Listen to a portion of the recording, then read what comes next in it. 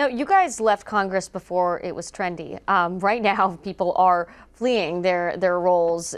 Look at this NBC News headline. Members of Congress are fleeing the job at a historically high rate. 51 House members and 9 senators have decided not to run for re-election, the most retirements from Congress this century. Steve, what do you think is going on here?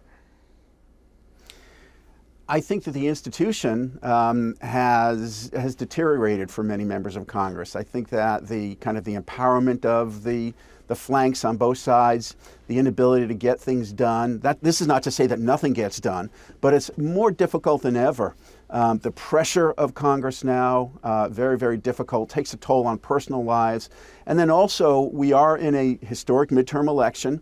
If you're a Republican, in the back of your mind is the very real possibility that you will be in the minority if the Democrats take the House.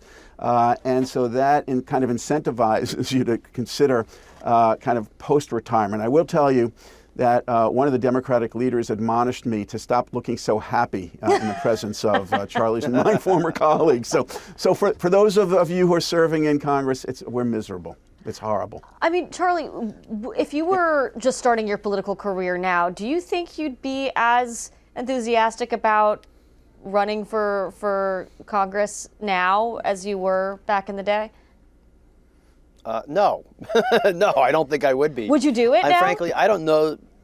I tell you what, when you're a young person, you're excited, you're a little bit naive, but you've got a lot of energy and enthusiasm, and you're willing to go for it. But today, I don't know that I would have jumped into politics, given how polarized and tribalized we've become as a country. I don't know that I would have jumped in. It was nice when I ran for the first time. I was a little naive too.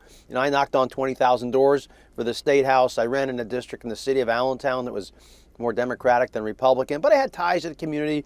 People were friendly.